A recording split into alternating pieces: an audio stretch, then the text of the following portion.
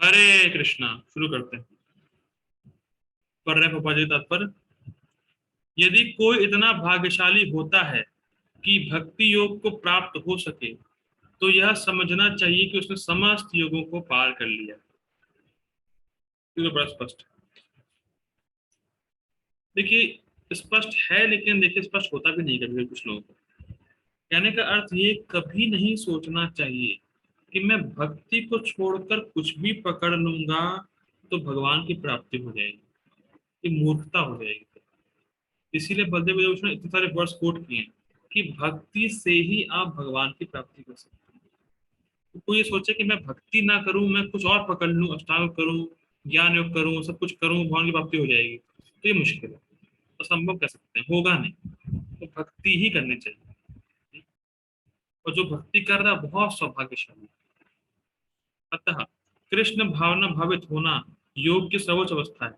ठीक उसी तरह जैसे कि हम यह कहते हैं कि विश्व भर के पर्वतों में हिमालय सबसे ऊंचा है। देखा एग्जाम्पल आ गया रूपा जी का। जिसकी छोटी सर्वोच्च चोटी होगा एवरेस्ट है। ये बड़ा सुंदर है।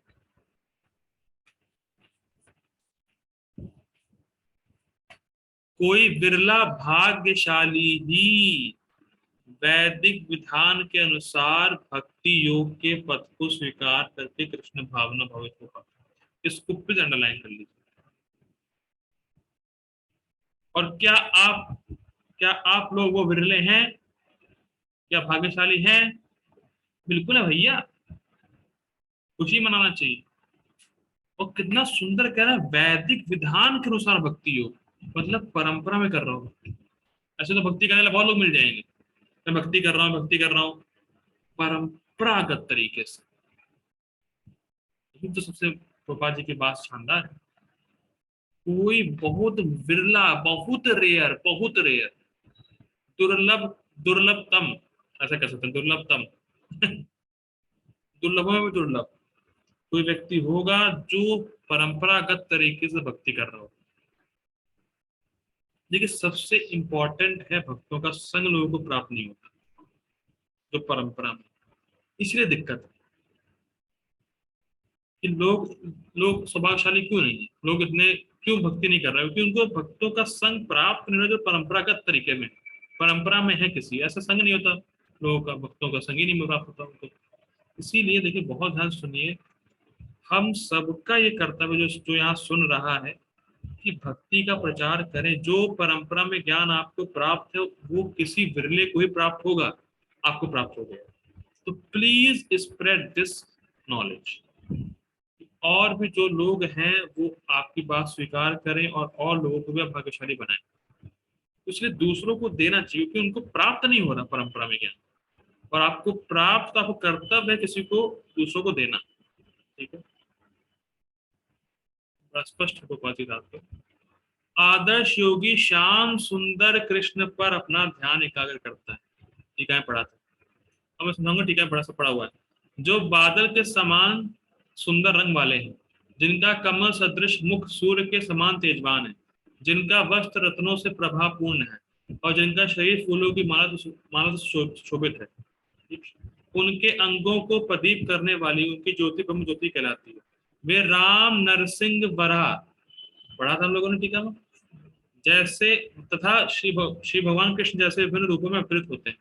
वे समान व्यक्ति की भांति, पढ़ा था हम लोगों ने, माता यशोदा के पुत्र रूप में जन्म ग्रहण करते हैं और कृष्ण गोविंद तथा वासुदेव के नाम से जाने जाते हैं। ठीक? वे पूर्ण बालक, पूर्ण पति, पूर्ण सखा तथा पूर्ण स्वामी है। सारे रसों में आदान प्रदान करने वाले। देखिए, और वे समस्त ऐश्वर्य तथा दिव्य गुणों से ओतप्रोत। ठीक, सब पढ़ रखा है। ठीक है, उन लोगों ने। जो श्री भगवान के इन गुणों से पूर्णतया अभिज्ञ रहता है वह सर्वोच्च योगी कहलाता है। इसको समझना पड़ेगा पॉइंट। ऐसा योगी या ऐसा व्यक्ति जो जान रहा है भगवान कृष्ण ही सभी रसों में आदान प्रदान कर सकते हैं, सभी रसों के सोर्स हैं, सभी रसों के आगार हैं, रसराज कृष्ण ही हैं, तो उनके ही भजन में लगना चाहिए ना। ऐसा व्यक्ति ही सच्चा योगी है। ये कंक्लूजन निकल रहा है 6.7 का। कि जो व्यक्ति भगवान कृष्ण नंद नंदन कृष्ण की ही उपासना करता है, उपासना शब्द नहीं यूज करके भजन भजन करता है, वही टॉप मोस्ट योगी कहलाते हैं। और हम सब टॉप मोस्ट योगी हैं, क्योंकि हमें भक्तों का ऐसा संग प्राप्त हो गया, प्रभुपाद जी इतनी बड़ी कृपा हो गई, प्रभुपाद जी का संग प्राप्त हो गया, कि उनकी कृपा से ही हम टॉप मोस्ट योगी बन पाए। ठीक? अब सिर्फ समझाना है, कुछ करना नहीं। जो श्लोक जो कोट किया था बलदेव विद्याभूषण ने, वही से प्रभुपाद जी कोट करेंगे।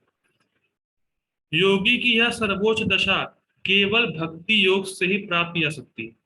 ठीक, जिसकी पुष्टि वैदिक साहित्य से होती है, जो हम लोगों ने पढ़ रखा है, बाबा जी बिल्कुल करता है। देखिए, यस्य देवे परा भक्ति था देव तथा गुरो तस्येत कथा ही अर्था प्रकाशनते महात्मना, पढ़ रखा है हम लोगों ने। जिन महात्माओं के हृदय में श्री भगवान तथा गुरु में परम श्रद्धा होती है, उनमें वैदिक ज्ञान का संपूर्ण तात्पर्य स्वतः प्रकाशित हो जाता है। ठीक, आगे पढ़ते हैं। भक्ति रस से भजनम तदिहा मूत्रोपाधि नैरासेना मुशिमन मनः कल्पन कल्पन मेत देव नैष्कर्म्यम गोपाल तापनुज का श्लोक था ये। भक्ति क्या है? भक्ति का अर्थ है भगवान की सेवा, जो इस जीवन में या अगले जीवन में भौतिक लाभ पीछे से रहित होती है। पढ़ रखे हम लोगों ने। ऐसी प्रवृत्तियों से मुक्त होकर मनुष्य को अपना मन परमेश्वर में लीन करना चाहिए। नैष्कर्म का यही प्रयोजन है। गोपाल तापनुज, ये सभी कुछ ऐसे साधन है जिनसे योग की परम संसिद्धिमय अवस्था भक्ति कृष्ण भावना अमृत को संपन्न किया जा सकता है। इस प्रकार श्रीमद् भगवद गीता के छठे अध्याय ध्यान योग का भक्ति विधान तात्पर्य पूर्ण हुआ। फाइनली, हरे कृष्णा कृष्णा कृष्णा हरे हरे, हरे रामा राम राम हरे हरे। प्रभुपाद की जय, भगवद गीता की जय।